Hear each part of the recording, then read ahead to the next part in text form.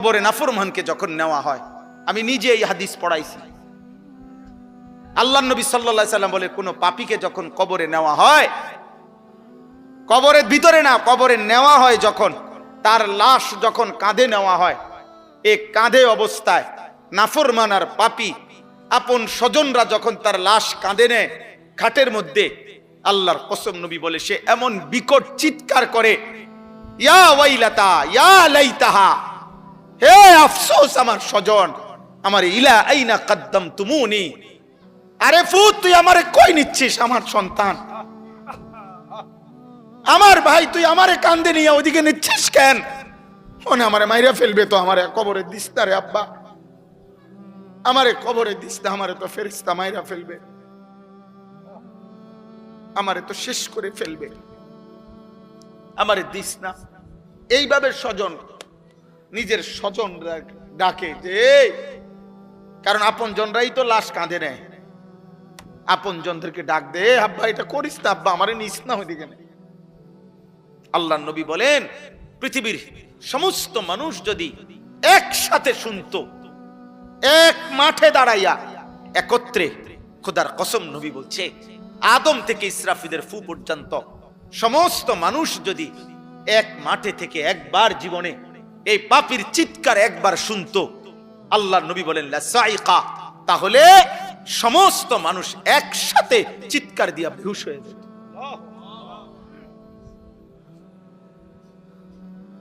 তোমরা মস্কারি মনে করছো, শেষ পর্যন্ত দিন শেষে মিলাইয়া দেখো, অর্জন তো কিছুই নাই। যত নারী দেখছো কেউ তোমার আপন না, মোবাইলের নর্তকী তো তোমার না, নর্তকী তো তোমারে ধোকা দিছে আব্বা, নর্তকী তো তোমারে ধোকা দিছে, সিনেমার নর্তকী তো তোমার না, রাস্তার বেপর্দা মেয়েটা তো তোমার না, তোমার কিচ্ছু না, সে তো রূপ যৌবনের ফেরি করে। হ্যাঁ, অস্থির ছবি যারা দেখো বাবা, কি দেখছো, কাকে দেখো? তোমার ক্ষয় ছাড়া, তোমার ব্যয় ছাড়া আয় কি? মোবাইল গেল, এমবি গেল, চার্জ গেল, টাকা গেল, কোমরের ক্ষমতা গেল, হারাম বীর্যপাত হইল, লজ্জাস্থানের সক্ষমতা নষ্ট হইল, শেষ পর্যন্ত একদিন পঙ্গু,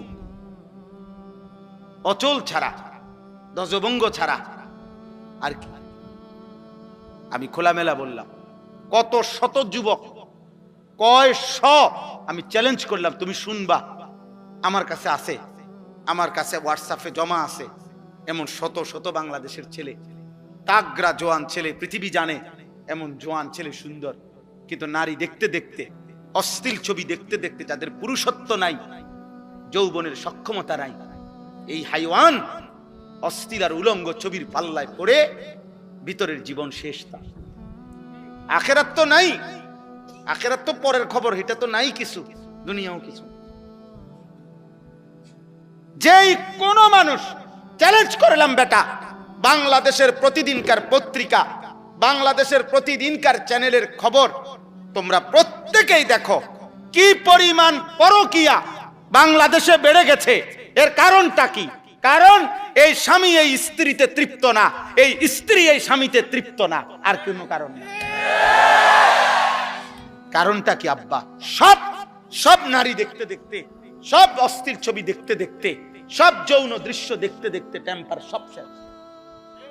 এই জন্য ওই মেয়েও, মহিলাও আরেক বেড়া খোঁজে, এই বেড়াও আরেক বেড়ি খোঁজে, কেউ কাউরি দিয়া তৃপ্তি হচ্ছে না।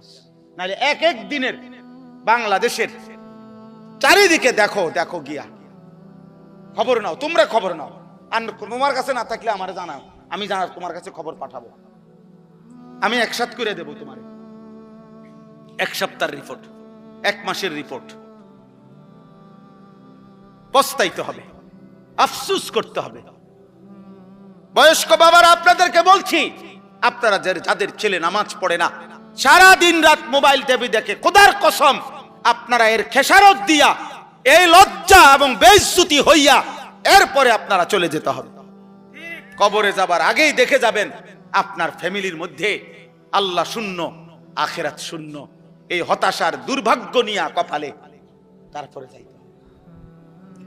হিম্মত থাকলে আজ ভেঙ্গে ফেলেন, 14 বছরের ছেলের মোবাইল ভাঙা ফেলেন, তার সাথে যুদ্ধ করেন। আমার ঘরে মুসলমানের বাচ্চা, তুই আমার সন্তান মুসলমানের বাচ্চা যদি ঘুমাইতে হয় ফজরের নামাজ পড়তে হবে, নয়তো তোর মতো নাফরমান গলা ধাক্কা দিয়ে বাইর করে দেন বেটা। যা নাফরমান বেটা, বাইর হ তুই বেটা, তুই আলাদা যা বেটা, তুই আলাদা কামাই কর। তোর মতো বেঈমান আমি খাওয়াইতে হবে কেন? তুই তো আল্লাহর দুশমন।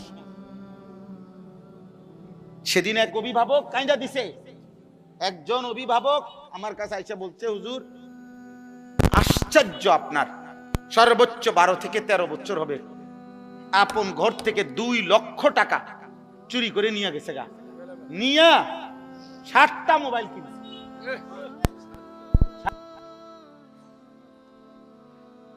বলো আব্বা।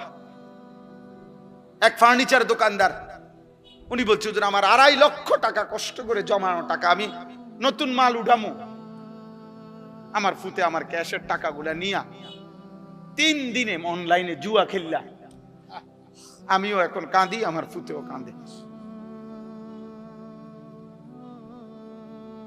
আমার জীবনের হুজুর আর কিছু নাই, পুঁজি নাই। আমি 2.5 লাখ টাকা, একটা গরিব মানুষের 2.5 লাখ টাকার পুঁজি কি ছোটখাটো বিষয়?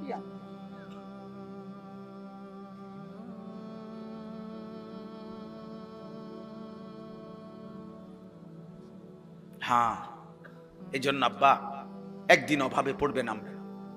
বারবার অভাব মনে করাই দিছে, আল্লাহ আবার দয়া করছে, আবার দয়া করে, আবার দয়া করে, আবার ছাড় দেয়, আবার ছাড় দেয়, আবার ছাড় দেয়, আবার ছাড় দেয়।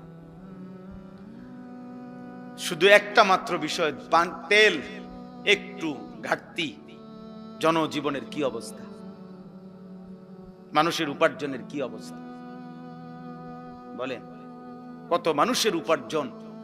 আমি তো প্রায় বলছি যে কত ভাবছি, ঢাকা শহরে হাজার হাজার ছেলে এখন ইদানিং কালে যারা মোটরসাইকেল দিয়া উপার্জন করে প্রতিদিন, মানে মোটরসাইকেল দিয়ে তাদের কামাই,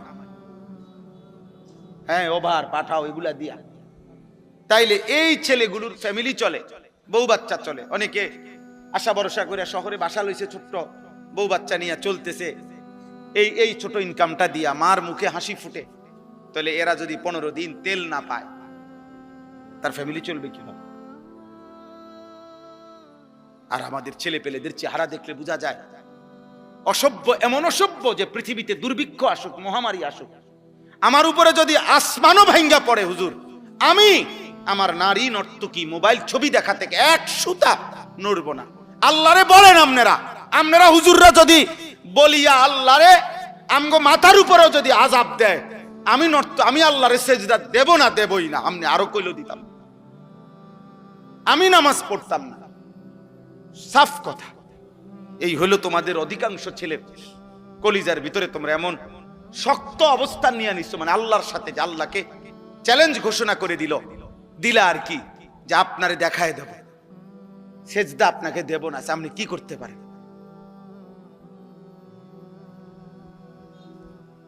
ঠিক আছে আব্বা, চলো, কোনো সমস্যা নাই, কেউ কারোর জন্য থামবে না। এই পৃথিবীতে এর চাইতে বড় বড় পাপীরা ধ্বংস হয়েছে না? এই দেখেন আল্লাহ তাআলা বলেন, আমিনতুম মান ফিস সামাই আন ইয়াখসিফা বিকুমুল আরদা ফাইদা হিয়া তামুর। আল্লাহ তাআলা বলেন, বান্দা, ওই আসমানের মাওলা রব আল্লাহ, তার থেকে তোমরা কিভাবে এতটা, হে পাপীরা, এতটা নিরাপদ কেমনে হয়ে গেলা? তোমরা কি জানো না ওই আল্লাহ চাইলে জীবন্ত মাটির নিচে দাফন করে দিতে পারে? এই যে তখন তো তোমাদের মতো নাফরমানকে মাটির নিচে নিয়া মাটি কাঁপতে থাকবে। এই পৃথিবীতে কোন পাপীকে আল্লাহ তাআলা মাটির নিচে দাফন করছেন? জীবন্ত করছেন না? হ্যাঁ, 2 জন, একটা ব্যক্তিকে, একটি জাতিকে। কারুনকে আল্লাহ তাআলা জীবন্ত মাটির নিচে দাফন করে দিয়েছে। 2 নাম্বার হলো কওমে লূতকে, লূত আলাইহিস সালামের জাতি ঘুমন্ত ছিল, নাফরমান জাতিকে আল্লাহ তাআলা জীবন্ত জমিনের নিচের মাটি উপরে উঠাইয়া উপরের মাটি নিচে দিয়া সমান করে দিয়েছে। আম আমিনতুম মান ফিস সামাই আন ইউরসিলা আলাইকুম হাসিবা।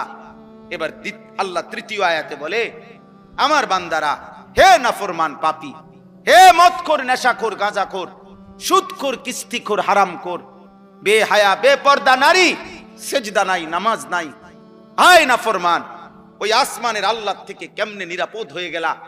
যিনি চাইলে, তুমি কি জানো না যে আসমান থেকে, উপর থেকে যিনি পাথরের বৃষ্টি বর্ষণ করে ধ্বংস করে দিতে পারে? তুমি কি জানো না সেটা? এরকম কাউকে করছে? কেউ কে করে নাই? আব্রাহার পুরা বাহিনীকে আল্লাহ তাআলা পাথর দিয়ে ধ্বংস করে নাই? ওই পাখি কি ফেলাইছে? ওয়া আরসালা আলাইহিম তায়রান আবাবিল তারমিহিম বিহিজারাতিম মিন সিজ্জিল। কোনদিন যদি আল্লাহর কোরআন তরজমা পড়তা তাই না বুঝতা আব্বা। আল্লাহ তাআলা তো বলছে প্রত্যেকটা সৈন্যর আল্লাহর ঘর ভাঙতে আসছে বেঈমান হাতির বাহিনী নিয়ে। পাখিগুলো আল্লাহর কুদরতে প্রত্যেকে পাথর ফেলছে, ছোট্ট ছোট্ট পাথরের কণা। আল্লাহ তাআলা বলেন, কোন গরু ঘাস খড়কুটা খাইয়া চাবাইতে চাবাইতে চাবাইতে চাবাইতে চাবাইতে যখন আর ভুসি বানাইয়া ফালাইয়া দেয়, ভুসি বানাইয়া একবারে জুরা জারা বানাইয়া, আল্লাহ বলেন এই বেঈমানগুলো এই ছোট্ট পাথরের আঘাতে মাথার চুল মাথার উপর থেকে এরকম ধ্বংস হইতে হইতে একদম ভুসির মতো, ভুসি গরুর খাওইন না ভুসির মতো হয়ে গেছে।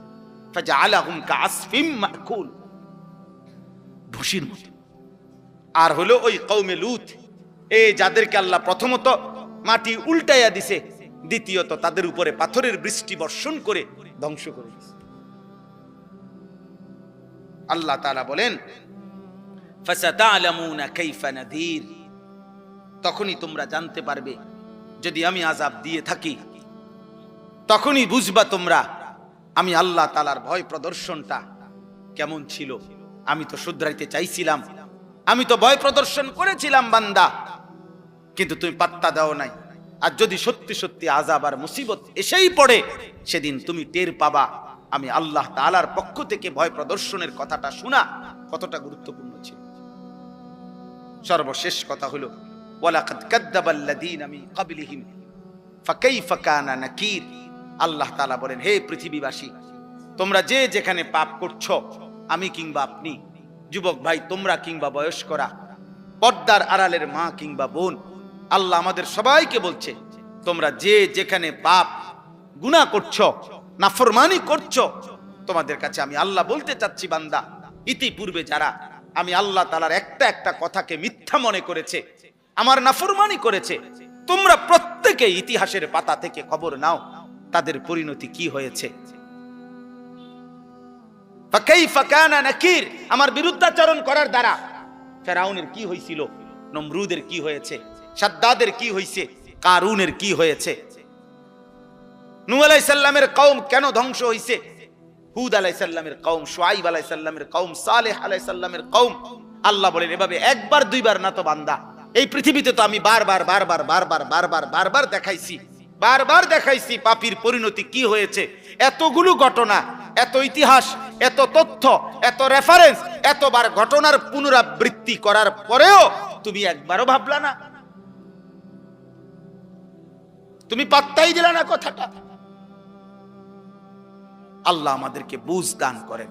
অতএব আজকে সমস্ত কিশোর যুবক ছেলে বাবা সবার কাছে আমার অনুরোধ, প্রিয় ভাই, পৃথিবীর অবস্থা দেখবা একবার লাগে একবার ছোটে, যুদ্ধ একবার বাঁধে আবার ছোটে, কিন্তু এই সব কিছু এটাই ভবিষ্যৎবাণী করে যে অচিরেই সারা পৃথিবীব্যাপী তীব্র ক্ষুধা, দারিদ্র, অভাব এবং সারা বিশ্ব এই যুদ্ধের প্রভাবে প্রভাবিত হবে। এভাবেই প্রত্যেকে নিয়ম হলো, রাসূলুল্লাহ সাল্লাল্লাহু আলাইহি সাল্লাম হাদিসে স্পষ্ট বলছে, ফিতনার জামানায় যে ফিতনার দিকে উকি দিবে, নবীজি বলছে মানে উকি দিয়ে কি তো এসে চাই, আল্লাহ রাসূল বলছে উকি দিলেও ফিতনাই ওই ব্যক্তিকে টেনে ফিতনার মধ্যে জড়ায়।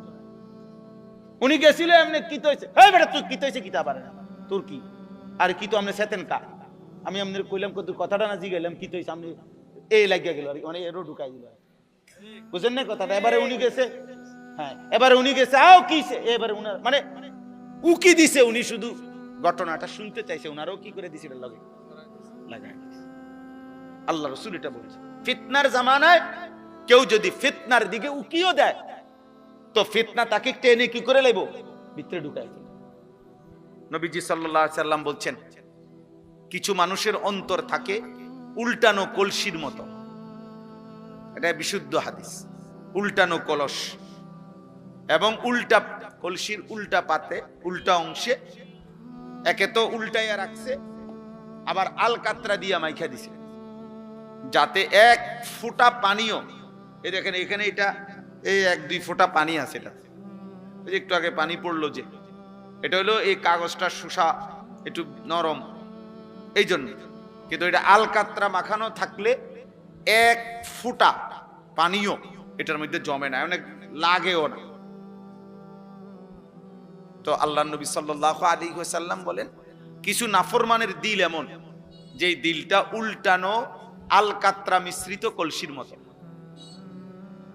লা ইয়ারিফু মারুফান ওয়ালা ইউনকিরু মুনকারান, এই শব্দটা বলছে নবীজি। ওই দিল এত নাফরমান, এত বদনসিব, কোন নেক কাজই তার কাছে নেক কাজ মনে হয় না, কোন গুনাহই গুনাহ মনে হয় না।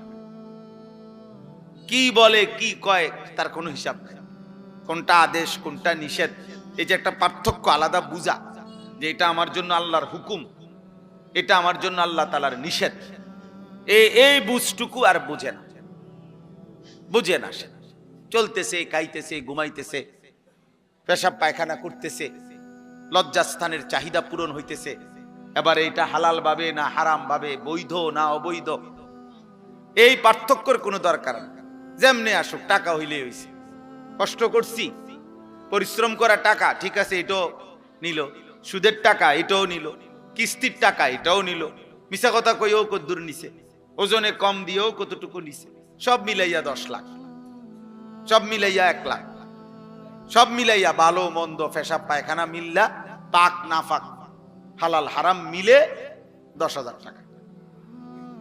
এই যে এই মানুষগুলো, এরা বদনসিব, দুর্ভাগা, যার কাছে সব একরকম, মাকেও দেখে, বোনকেও দেখে, স্ত্রীকেও দেখে, এদেরকে দেখা হালাল, আবার মোবাইলে টেলিভিশনের নর্তকীও দেখে, অশ্লীল ছবিও দেখে, উলঙ্গ নারীও দেখে, বেহায়া নারীও দেখে, এই দুইটাই তার কাছে বরাবর। হালাল হারামের আলাদা কোনো পার্থক্য নাই, যখন যেটা সামনে পাইছে এটাই দেখছে, যাই পাইলাম তাই নিলাম, যাই পাইলাম তাই খাইলাম, যাই পাইলাম তাই ভোগ করলাম। দুনিয়া মানে ভোগ করছি, জীবন মানে উপভোগ, জীবন মানে আব্দুস শাহওয়াত, লজ্জাস্থানের গোলাম। কিছু নাফরমান আছে যার জীবনটা হলো সে মূলত আসলে লজ্জাস্থানের গোলাম, অর্থাৎ তার লজ্জাস্থানের যত চাহিদা এটা পূরণের জন্যই তার জিন্দেগির সারাদিনের আয়োজন। এই মোবাইল টিপতেছে, নারী দেখতেছে, ছবি দেখতেছে, নাটক দেখতেছে, বেপর্দা নারী দেখতেছে, বন্ধুদেরকে নিয়ে নোংরা নারীকে কেন্দ্র করে অসৎ কথাবার্তা বলতেছে, সবকিছুর মাকসাদ কি? ওই লজ্জাস্থানের চাহিদা।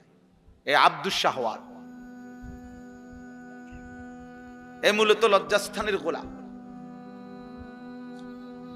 এ নিকৃষ্ট গোলাম। এই জন্য এটা বললাম আর কি, দিল এমন বানাইতে নাই, এমন দুর্ভাগা হইতে নাই। কোরআনুল কারীম আল্লাহ তাআলা বলছে, ফাযাক্কির ইন্নামা আনতা মুযাক্কির। নবীজিকে আল্লাহ বলছে, বন্ধু প্রতিনিয়ত আপনি উপদেশ দিতে থাকেন, আর এটা মনে রাখবেন আপনি শুধুই কেবল একজন উপদেশ দানকারী। লাস্তা আলাইহিম বিমুসাইতির, আপনি তাদের উপরে শাসক নন, আপনি কোনো জল্লাদও নন, আপনি কোনো শাসকও নন যে যদি আল্লাহর কথা না মানো, সেজদা এখন না দাও তো কল্লা ফালাই দেবো, ফাঁসি দিয়ে দেবো এখন। আল্লাহ বলছেন, না নবী, আমি আপনাকে এমন বানাই না। আপনাকে কি বানাই নাই? এমন বানাই না। আপনি শুধুই কেবল দিন রাত মেহনতের সাথে, আন্তরিকতার সাথে উপদেশ দান করেন। কেউ না মানুক, আপনার সমস্যা নাই, এটা নিয়ে আপনি ঘাবড়াবেন না, আপনি ঘাবড়াবেন না। কেউ না মানুক, একজনও না শুনুক, কোনো সমস্যা নাই। আপনাকে এটা দেখতে বলি না, আমি বলছি আপনাকে বলতেন, আপনাকে বলছি উপদেশ দিতেন। কে কি হবে না হবে, কদ্দুর কি পরিবর্তন হবে সেটা আমি দেখব। ইন আলাইকা ইল্লাল বালাগ, কোরআন শরীফের আয়াত। আল্লাহ বলছে নবী আপনার দায়িত্ব আর কিছুই নয়, শুধুই শতভাগ আমানতদারির সাথে পৌঁছানো। আপনি পুরা হক আদায় করে পূর্ণ পৌঁছাইবার ক্ষেত্রে খামখেয়ালি করবেন না, লুকোচুরি করবেন না, ঠিক যা বলছি তা পুরা বলে। ইয়া আইয়ুহার রাসূল বাল্লিগ মা উনজিলা ইলাইকা মির রাব্বিক, হে আমার রাসূল আপনার রবের পক্ষ থেকে যা কিছু নাজিল হয়েছে তা পূর্ণ, মা উনজিলা, যা কিছু নাজিল হয়েছে সব আপনি পৌঁছায় দেন। আল্লাহ তাআলা বলছেন বন্ধু বিষয়টা আমি দেখব, ইমানদার হবে কে হবে না কে। কাউকে আপনি 30 বছর বললো ইমান আনবে না, কাউরে একবার বললো ইমান আনবে, এটা আমার ফয়সালা। আবু তালেব নবীজি সাল্লাল্লাহু আলাইহি সাল্লামের খেদমত করছে, আবু তালেব নবীজির চাচা, 38 বছর, 38 বছর একটা, কিন্তু ইমান জোটে নাই, মালিকের ফয়সালা ছিল। আবু বকর সিদ্দিক রাদিয়াল্লাহু তাআলা আনহুকে শুধু একবার নবীজি বলছে, প্রথমবার বলাতেই উনি কালেমা পড়ে মুসলমান হয়েছে, দ্বিতীয়বার বলে নাই, আর একবারই বলছে, একবারই সই, একবারই তিনি ঈমানদার হয়েছে। তাহলে ফয়সালা আসলে কার? কেউ 38 বছর খেদমত করলো নবীজির, আল্লাহ ঈমান দিল না, আর ওই আরেকজন তরবারি নিয়ে যাইতেছে হত্যা করবে নবীকে, ওমা আল্লাহ বলছে আমি হেরে ঈমান দিলাম। আরে কি কর, ওমরকে কেন ঈমান দিলেন? ওমর কি তখন যাচ্ছিলেন নবী সাল্লাল্লাহু আলাইহি সাল্লামকে হত্যা করার জন্য না? তো আল্লাহর ইচ্ছা হইছে, নাহলে এই অবস্থায় বুঝি ঈমান দেয়। আর ওই বেটা এত খেদমত করে ঈমান পাইল না, বিষয়টা কি? সব আল্লাহর ফয়সালা। এজন্য আমরা ঘাবড়াই না, যখন যেটুক সুযোগ পাই বলতে চেষ্টা করি। বলার উদ্দেশ্য এটাই, এ জনপ্রিয়তা দিয়েই বা কি করবো, জনপ্রিয়তা না থাকলেই বা কি সমস্যা। আমি আজকে আলহামদুলিল্লাহ মনে করেন আল্লাহর দয়ায় 22 বছর হয় ওয়াজের বয়ান করি, আল্লাহর রহম। তো আমি তো 22 বছর ধরে এই এত পরিচিতি ছিল না, বুঝেন নাই কথাটা? আজ থেকে 20 বছর আগে যারা ওয়াজ শুনছে তারা তো আমার নামও জানে না, তা আমি তো এই সময় ওয়াজ করছি। তো আমি তো ওই সময় ভাত তরকারি খাইছি, 3 বেলায় খানা খাইতাম। আগেও আমি 3 বেলায় ভাত খাইতাম, সকালে নাস্তা করতাম, দুপুরে ভাত খাইতাম, রাত্রেও ভাত খাই, এখন এইভাবে খাই, বুঝছে? আগেও খাটে ঘুমাইতাম, তাইলে কিচ্ছু আসে যায় না। এই জন্য দোস্ত এটা জরুরি যে আল্লাহর কথা মনোযোগ দিয়ে শোনা, আখিরাতের কথা মনে পড়া, কবরের কথা মনে পড়া, জাহান্নামের কথা মনে পড়া। আহা, এই দিল যদি মনে পড়ে, আল্লাহ তাআলা বলছেন এই সূরার মধ্যে, কুল হুয়াল্লাযী আনশাআকুম, সূরা মুলক যে সূরা আমি পড়ছি, আল্লাহ তাআলা বলেন, হে নবী বলেন আল্লাহই তোমাদেরকে সৃষ্টি করেছেন। ওয়া জাআলা লাকুমুস সামআ ওয়াল আবসারা ওয়াল আফইদা, তোমাদের কান, তোমাদের চোখ এবং তোমাদের দিল আল্লাহই দিয়েছেন, আল্লাহই দিয়েছেন। জীবনের সবচেয়ে বেশি অর্জন হয় তোমাদের এই 3 জিনিস দ্বারা। অসংখ্য জিনিস তোমরা শিখতে পারো, জানতে পারো, বুঝতে পারো কান দিয়ে শুনে, কোটি কোটি জিনিস, অগণিত জিনিস তোমরা এই চোখ দিয়ে দেখে বুঝতে পারছো। আর এই অন্তরে তোমাদের হাজার হাজার কোটি কোটি ভাবনা, পরিকল্পনা, প্ল্যান তোমাদের এই অন্তরের মধ্যে আছে। এটা দিয়ে তোমরা প্রস্তুতি নিচ্ছ, বুদ্ধি খাটাইতেছ, প্ল্যান প্রোগ্রাম করতেছ, সব দিলে দিলে ধীরে ধীরে আমাদের জবানের চাইতে বেশি কথা আমাদের দিলে আছে, ঠিক না? আমরা বলি না যে বেটা সব বলতে পারি নাই, অনেক কথাই বুকে জমা আছে, অনেক কথাই, অনেক ঝড় তুফান। ওই কোটা আন্দোলনের সময়, বৈষম্য আন্দোলনের সময়, আমাদের এই যে 24-এর আন্দোলনের সময় একটা স্লোগান ছিল এরকম, বুকের ভিতর অনেক ঝড়, বুক পেতেছি গুলি কর। তার মানে আমাদের অনেক ব্যথা আছে কলিজা। ওই ছেলেরা এটা বুঝাইতে চায় আমরা দীর্ঘদিন যাবৎ বৈষম্যের শিকার, জুলুমের শিকার। আর এই মজলুমরা সব একত্র হওয়াতে জালেম ভাগতে হয়েছে। হ্যাঁ হ্যাঁ, বাস্তব এটাই সহজ হিসাব। অনেক মজলুম একসাথে হয়ে গেছে, ফলে জালেম চলে যেতে হয়েছে। এটাই বাস্তব। এই প্রতিবারই ইতিহাস এভাবে ঘুরে ঘুরে আসে। যখনই জালেম সীমা লঙ্ঘন করে, মজলুমের আহাজারিতে জালেম ধ্বংস হয়েছে। সময় নেয় আর কি, কখনো কারোর জন্য 20 বছর, কারোর জন্য 200 বছর, কারো বেলায় 40 বছর, কারো বেলায় 400 বছর সময় নেয়। এতটুকু সময়ের ব্যবধান হয়, কিন্তু জুলুমের ধ্বংসই হয়। জুলুমের কি হয়? পাপী লজ্জিতই হয়, নাফরমান ঘৃণিতই হয়। সময়ে ব্যবধান হয়। আজকে হয়তো তোমার ব্যাপারে কেউ টের পায় না, বাকি টের পাবেই। তোমার অসভ্যতা, চরিত্রহীনতা টের পাবে। অফিকা উয়ুবুন ওয়ালিন্নাসি আয়ুন, আরবি ভাষার একটা প্রবাদে। আরবি ভাষায় বলে, তোমারও দোষ আছে, মানুষেরও চোখ আছে। বলে যে মনে রাখো, তোমারও দোষ আছে, মানুষেরও কি আছে? হ্যাঁ, মানুষ ঠিকই দেখে, মানুষ ঠিকই মন্তব্য করে, মানুষ যা বুঝার সব বুঝে। কে বেয়াদব কে মুআদ্দাব সবই বোঝে। মানুষ জুনায়েদ বাগদাদিরে চোর কয় না, চোরের জুনায়েদ বাগদাদি কয় না। তাহলে কাজে তুমি লম্পট নারী দেখবা, ছবি দেখবা, মোবাইলে অস্থির দৃশ্য দেখবা, আর মানুষ তোমাকে ভদ্র বলবে না। মানুষ কি চিরা খায় নাকি? মানুষ কি 3 বেলা চিরা খায় নাকি? মানুষ বুঝবে না। অতএব এটা জরুরি ভাই, সবার কাছে বলি, জীবনটা সুন্দর করা। আমি তাড়াহুড়ার জন্য চেষ্টা করি। মাওলানা সাহেব আরো কি বলতে চাইছে, হয়তো আর একটু কিছু বলবে আমগো কথা, আমি এই জন্য বলতেও দেই না, হাত দিয়ে থামাই দিছি। বাকি কোরআনুল কালাম তেলাওয়াত তো শোনা দরকার। এই জন্য আবার কোরআন তেলাওয়াতের সময় উনি মাইক নিতে চাইছে, ওনারা আবার দমক দিছে যে ভাই তো কোরআনুল কারীম তেলাওয়াত এ তো অনেক দাম। উনি যদি 1 ঘন্টাও তেলাওয়াত করে, ওইটার দাম বেশি। আমার মতো 1 কোটি বক্তা কোরআনুল কারীমের তেলাওয়াতের সামনে 2 পয়সারও বেল নেই। কথা বুঝেন না?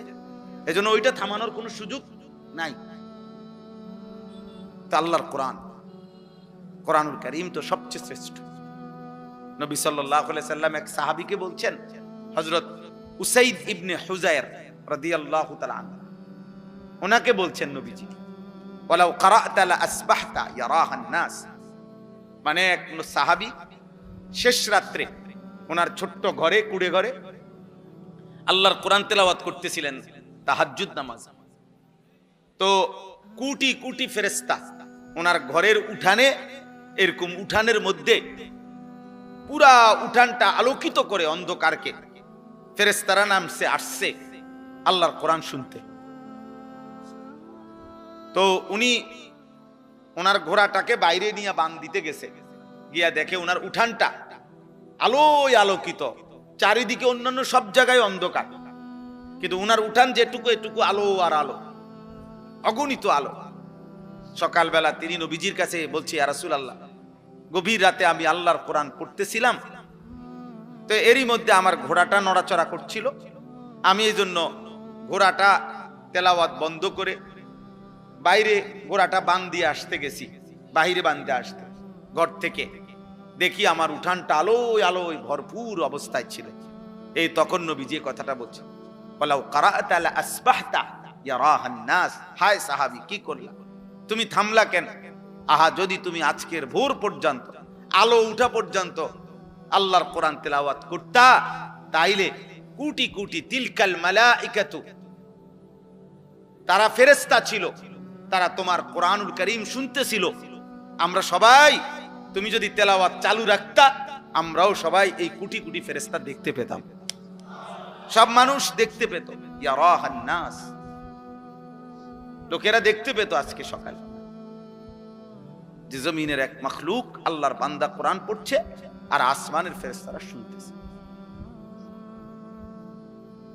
হ্যাঁ, যে ঘরে কোরআনুল কারীম তেলাওয়াত হয়, আল্লাহর নবী সাল্লাল্লাহু আলাইহি ওয়াসাল্লাম বলছে, শয়তান সেখান থেকে তৎক্ষণাৎ দূরে সরে যায়। কেন এত গুনাহ হয়? কোরআনুল কারীম তেলাওয়াত নাই। যে মা বাবা ছেলে মেয়ে নাতি দাদি কারো জবানে তো আল্লাহর কোরআন নেই। এই জন্য ঘরের মধ্যে সবার চেহারা সুরত শুধু শুধু ফাঁকি ঝুঁকি, পাপের চিহ্ন। প্রত্যেকে প্রত্যেকের সুবিধা মতো গুনাহ করে। বাপে বাপের সমবয়সীদের সাথে গুনাহ করে, মা মার সমবয়সীদের সাথে গুনাহ করে, জিয়ে জিয়ের সমবয়সীদের সাথে গুনাহ করে, ফুতে ফুতের সমবয়সীদের সাথে গুনাহ করে।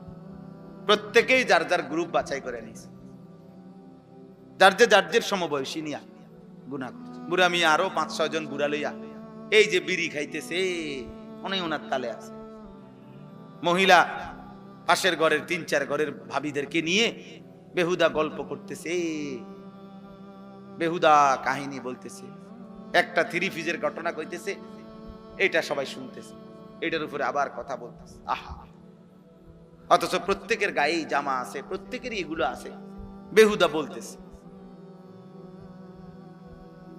অথচ আল্লাহ নবী সাল্লাল্লাহু আলাইহি সাল্লাম বলেছেন, লা তাজআলু বুয়ুতাকুম মাকাবির, তোমরা তোমাদের ঘরগুলো কবরস্থান বানাইও না, কবরস্থান বানিয়ে ফেলো না। ফা ইন্নাশ শাইতানা ইয়ানফুরু মিনাল বাইতিল্লাযী তুকরাউ ফীহি সূরাতুল বাকারা, যেই ঘরে সূরা বাকারা তেলাওয়াত করা হয়, নবীজি বলেন তৎক্ষণাৎ ওই ঘর থেকে শয়তান দূরে সরে যায়। কোরআনুল কারীম তেলাওয়াত করলে শয়তান সরে যায়। আব্বা, তোমাদের অনেক ছেলে আছো মাশাআল্লাহ, সবার কাছে বলি, যতক্ষণ পর্যন্ত আল্লাহ না চিনবা, রাসূল না চিনবা, আল্লাহর কোরআন ধরতে না পারবা, ততক্ষণ জিন্দেগি সুন্দর হবে না, সুন্দর হবে না। এই সারাক্ষণই মন চাইবে, যতই বলি কাফের মুশরিকদেরটাই ভাল লাগবে, কারণ তুমি তো ঈমান আমল হওয়ার জন্য জাত পাথেও আপনি তো সেটা গ্রহণই করেন। আপনি পানির গ্লাস নিয়ে বইয়া থাকলে তো চায়ের মজা পাবেন না, আপনাকে তো চা পাতা, চিনি, পানি মিশাইতে হবে, মিশাইতে হবে। অতএব আমি তো আমার জীবনে সেজদা মিশাইতে হবে, আল্লাহর কোরআন পড়তে হবে, নাই তো আমার মধ্যে আখিরাতের কথা মনে পড়বে কেমনে? কবরের ভয়, জাহান্নামের ভয় আসবে কিভাবে? যেভাবে আসে সেটা তো আমি গ্রহণই করলাম আমার জীবনে। মোবাইল টিপলে আল্লাহর কথা মনে পড়বে কেমনে? বিড়ি সিগারেট খাইলে আল্লাহর কথা মনে পড়বে কেমনে? কথায় কথায় গালিগালাজ করলে আল্লাহর কথা মনে পড়বে কেমনে?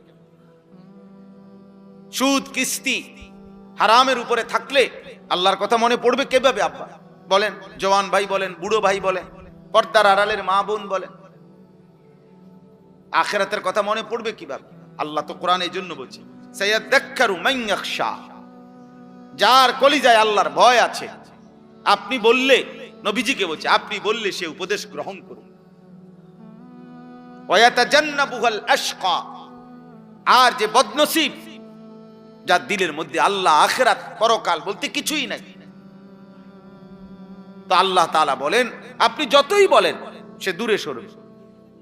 আমি এতটুকু কথা প্রথম মনে করাইলাম, আমাদের প্রত্যেকের আন্তরিকতা থাকা দরকার। এই ওয়াজ না, শুধু সব সময় আল্লাহর কথার প্রতি, কোরআনের প্রতি মনোযোগ না থাকলে, আগ্রহ না থাকলে, দিল না থাকলে দোস্ত হবে না। ইন্না ফি যালিকা লাযিকরা লিমান কানা লাহু কলবুন আও আলকাস সামআ ওয়া হুয়া শাহীদ। আল্লাহ তাআলা বলে, নিশ্চয়ই এই কোরআনের মধ্যে তার জন্য উপদেশ রয়েছে যে 3 জিনিস একত্র করে, অন্তর, কান এবং চোখ। শাহীদ মানে উপস্থিত, যে সশরীরে উপস্থিত, তো উপস্থিত মানে যে 4 চোখ খোলা সামনে। আল্লাহ তাআলা বলেন দিল মানে অন্তর, কান এবং চোখ, এই 3 জিনিস যে একত্র করবে আমার কোরআন, তার জন্য উপদেশ আছে, তার জন্য উপদেশ আছে। কোরআনুল কারীম, কোরআন সুন্নাহর ইলম, আমরা ছোটবেলায় মাদ্রাসায় পড়ছি, জু গায়রাতিন, খুব আত্মসম্মানওয়ালা, ওই তো বাংলা অঙ্ক ইংরেজি বইয়ের মতো না পড়া।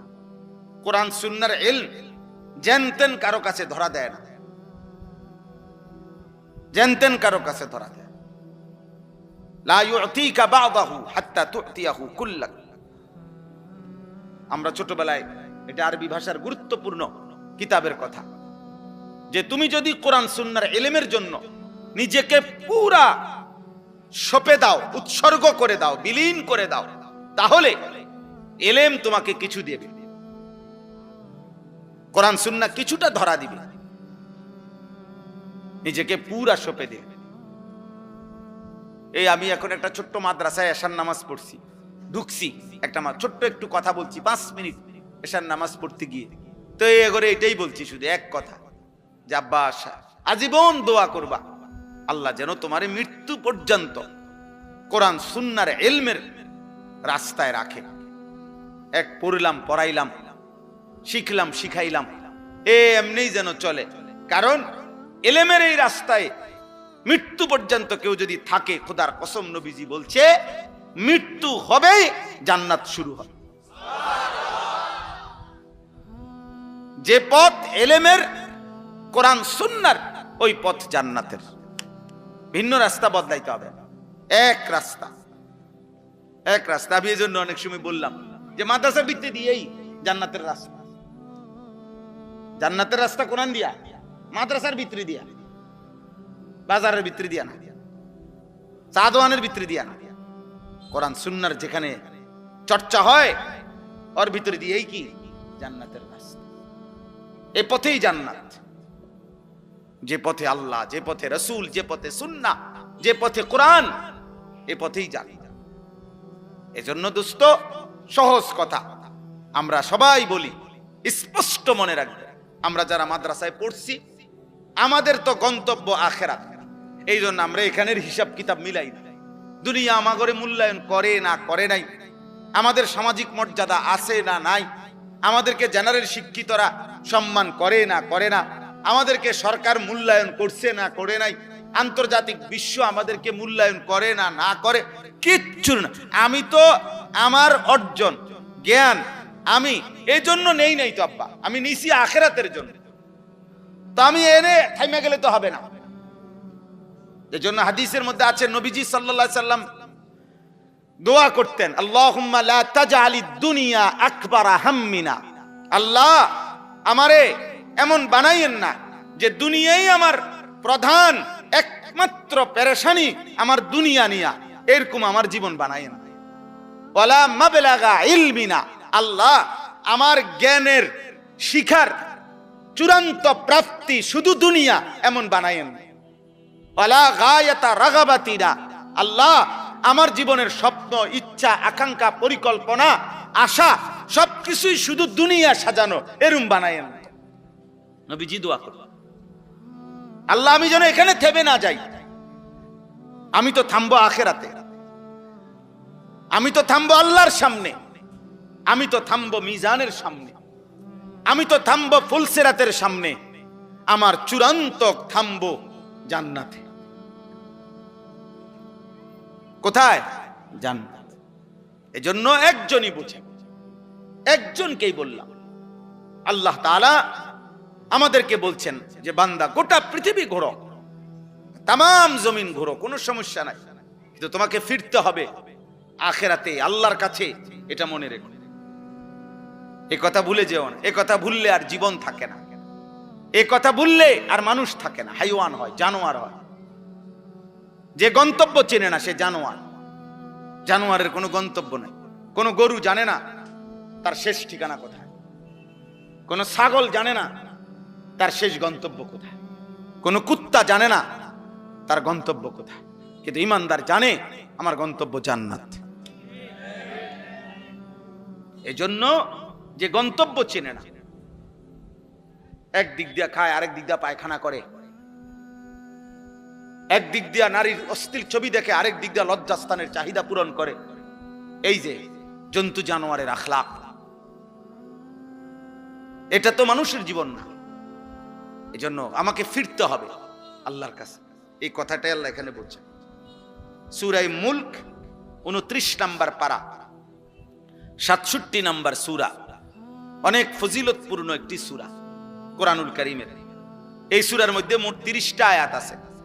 এখান থেকে মাঝখান দিয়া 15 নম্বর আয়াত থেকে আমি পড়ছি। আল্লাহ তাআলা বলেন, হুয়াল্লাযী জাআলা লাকুমুল আরদা যালুলান। বান্দা শোনো, আমি আল্লাহ এই গোটা পৃথিবীর সবটা জমিন মাটি আমি আল্লাহই তোমাদের অধীন ব্যবহারের উপযোগী আমি করে দিয়েছি। এই জমিন, এই মাটি, আমনে কোনছে আমরা যদি জিজ্ঞাসা করি যে আপনি তো বলবেন যে এটা প্লাস্টিক দিয়া বানাইছে, এটা কাগজ দিয়া বানাইছে, এটা যন্ত্রাংশ দিয়া বানাইছে, কিন্তু মাটি কি দিয়া বানাইছে? তো মাটি সব বলে মাটি দিয়া হয়েছে, তো মাটি বানাইছে কি দিয়া? তো এটা তো কোনো, আল্লাহ বলেন ঠিক যা উপাদান দিয়ে আমার প্রতিটা বান্দা ইসরাফিলের ফু পর্যন্ত এই মাটি ব্যবহার করতে পারবে, ওই রকম যোগ্যতা গুণাগুণ উপাদান দিয়েই আমি আল্লাহ মাটিকে বানাইছি। এমন বানাই নাই যে পানি বানায় ফেলছি তাইলে মাটি থাকবে কই। এমন নরম বানাই নাই যে পাও যদি বারবার ফোমের মতো ডাইব্বা যায় তাইলে আমার বান্দার ভারসাম্য থাকবে কিভাবে।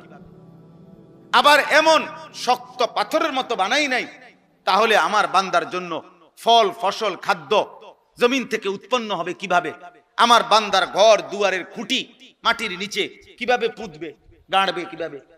আল্লাহ বলেন অতএব তার যাবতীয় প্রয়োজন পূরণ হবে যেই গুণাগুণ থাকলে মাটিতে, যেই যোগ্যতা থাকলে ওই রকম গুণাগুণ যোগ্যতা ওই রকম বৈশিষ্ট্য দিয়েই আমি আল্লাহ মাটিকে জমিনকে তোমাদের অধীনস্থ করে দিয়েছি। যালুলান ফামশু ফি মানাকিবিহা। আমার বান্দা, এই যে আমি কিন্তু শেষ করে ফেলুম এখনই ওয়াজ, কাজে যারা শুনতেছেন মনোযোগ দিয়ে শুনে। আল্লাহ তাআলা বলতেছেন অতএব হে আমার বান্দা, জমিন পুরাটা কিন্তু আমি তোমাদের অধীন করেছি। আজ এই জমিনে কি সুন্দর বসতে পারছো। আলাম নাজআলিল আরদা মিহাদা। আল্লাহ বলে বলো না বান্দা, এই জমিন আমি কি বিছানা বানাই নাই? এই যে মাটির বিছানা আমরা এখন কতটা সুন্দর ভাবে এতগুলো মানুষ বসতে পারছি। এটা যদি খাট দিয়া সিস্টেম করণ লাগতো অনেক পেরেশানি হইল। এটা যদি সবার জন্য চেয়ার দিয়া সিস্টেম করতে হইতো অনেক ব্যয়বহুল হইল। ব্যয়বহুল হবে না? এতগুলো মানুষের জন্য যদি চেয়ার দিতে হয় অনেক খরচ বেশি হবে কিনা? সবার জন্য খাট চকি যদি দিতে হয় ব্যয়বহুল হবে কিনা? আল্লাহ বলেন এমন সুন্দর মাটি বিছানা করে দিয়েছি যে তোমরা আরামসে সবাই বসতে পারছো। এমন সুন্দর জমিন, যে জমিনে প্রতিবার ফসল উঠবার পরে আবার চাষ করলে নতুন ফসলের নতুন উৎপন্ন হওয়ার উপযোগী করে দিচ্ছি। সব আমি করছি বান্দা। ফামশু ফি মানাকিবিহা। অতএব তুমি আমার এই জমিনের, আমার এই পৃথিবীর, আমার এই মাটির যেখানে মন চায় সবটা তোমার জন্য দিলাম। তোমার যেই কোথাও মন চায় তুমি ভ্রমণ করো, তুমি হাঁটো, তুমি ঘোরাফেরা করো, তুমি চলাফেরা করো। তুমি দেশে থাকো, মন চাচ্ছে বিদেশ, যাও বিদেশে যাও। গ্রামে থাকো নয়তো শহরে থাকো, আপনজনের কাছে থাকো, অন্যের কাছে থাকো, যেখানেই যাও বান্দা কোনো অসুবিধা নাই, আমি নিষেধ করছি না। কারণ গোটা জমিন আমার, সবটা জমিন আমি তোমার জন্য দিলাম। অকুলু মির রিজকিহি, এবং আমি আল্লাহর দেওয়া রিজিক সব তোমাদের জন্য। এই আসমান, এই জমিন, এই চন্দ্র সূর্য গ্রহ নক্ষত্র, খাদ্য ফসল ফুল ফল, স্ত্রী সন্তান, জায়গা জমি, অর্থ রোজগার উপার্জন, এই সবকিছু রিজিক। সবকিছু, শুধু বাত্রে কি বলে না, রিজিক বলেন। এক মানুষ দুনিয়ার হায়াতে আল্লাহর পক্ষ থেকে যা কিছু পাচ্ছে সব রিজিক। স্ত্রী এটাও রিজিক, ছেলে মেয়ে এটাও রিজিক, আলো বাতাস এটাও কি রিজিক। সব রিজিক আমাদের, মানে আমরা দুনিয়ার হায়াতে যা পাচ্ছি সব রিজিক। আল্লাহ বলেন ওয়াকুলু মির রিজকিহি, তোমরা সবাই আমার দেওয়া রিজিক থেকে খাও, ভোগ করো, ব্যবহার করো, কোনো অসুবিধা নেই। জমিন তোমাকে দিলাম তোমার অধীন করে, তুমি জমিনের যেখানে মন চায় সেখানেই বসবাস করো, চলাচল করো, তুমি যেখানে মন চায় যাও। আমার দেওয়া রিজিক সব আমার রিজিক তুমি তালাশ করো, বক্ষণ করো, তোমাকে অনুমতি দিলাম। শুধু আল্লাহ বলে বান্দা তুমি খাও কিংবা ঘুমাও, হাঁটো কিংবা চলো, ঘরে কিংবা বাইরে থাকো, দেশে কিংবা বিদেশে থাকো, শহরে কিংবা গ্রামে থাকো, রাতে কিংবা দিনে থাকো, একাকী কিংবা সবার মাঝে থাকো, সর্বাবস্থায় আমার জমিনের মধ্যে থাইকা শুধু একটা একটা কথা মনে রাখবা, ওয়া ইলাইহিন নুশুর, আমি আল্লাহর কাছে ফিরতে হবে। থাকতে থাকতে যদি 1000 বছরও থাকো তারপরও ফিরতে হবে। আমা হুয়া বিমুজাহজিহি মিনাল আযাবি আন ইউআম্মার। কোরআন কারীমে আছে প্রত্যেক পাপী নাফরমান মনে মনে কল্পনা করে, হায় যদি 1000 বছর হায়াত পাইতাম। আল্লাহ বলে আচ্ছা ধরে নাও, দিলাম, ধরে নাও তোমাকে দিলাম আমি বান্দা 1000 বছর, কিন্তু তুমি শুধু বলো তো 1000 বছর পরে হলেও তোমাকে কবর, মৃত্যু এবং নাফরমানির শাস্তি আযাব সেটার থেকে তুমি তোমাকে মুক্ত করতে পারবা কিনা, সেটার থেকে তুমি তোমাকে ফেরাইতে পারবা, পারবে? বলে আপনি এটা বলতে পারবেন নি যে হুজুর আর 5টা বছর যদি হায়াত পাই তাহলে আল্লাহর রহমতে যেমনে গুছাইতে আসি, আশা করি 5টা বছর আর সুযোগ পাইলে আজরাইলের আব্বাও আমার কাছে আসতে পারবে না, এমন ব্যবস্থাপনা আছে কি কারো কাছে? তাইলে তাইলে আমেরিকা, ইসরায়েল বহুদিন আমেরিকা যুদ্ধ লাগে না মনে করছে অনেক কিছু আছে এক কাছে, অন্ধে যে কিচ্ছু নাই, বেল নাই। হ্যাঁ, এই বুড়া শয়তান, এই দাজ্জাল, এই ফেরাউন ট্রাম্প, এই বেঈমান কাপুরুষ প্রতিদিন দিনে যাই হুমকি ধমকি দেয়, রাতে সারা পৃথিবীর সাথে যোগাযোগ করে কেমনে থামবে, বুঝেন নাই? এই জন্য এটাই বাস্তবতা। আল্লাহ তাআলা বলে বান্দা ওয়া ইলাইহিন নুশুর, শুধু এই কথা মনে রেখো তোমাকে ফিরতে হবে। ওয়া ইলাইহি তুরজাউন, আল্লাহর কাছেই তোমাদেরকে ফিরতে হবে। ওয়া ইলাইহি তুহশারুন, আল্লাহর কাছেই তোমাদেরকে জমা হইতে হবে। ওয়া ইলাইহিল মাসির, আল্লাহর কাছেই তোমাদের প্রত্যাবর্তন। এভাবে বহু আয়াত আছে কোরআন, বহু আয়াত। আমরা ঘুম থেকে জাগলে দোয়া পড়ি, আলহামদুলিল্লাহিল্লাযী আহইয়ানা বাদামা আমাতানা ওয়া ইলাইহিন নুশুর।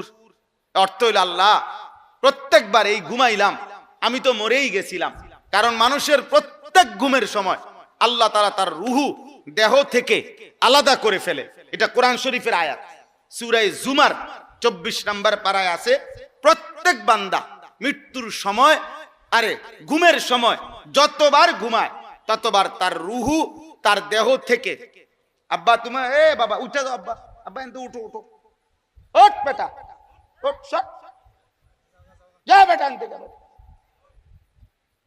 যাও দুজন যাও, তুমিও যাও, যাও এখান থেকে উঠো।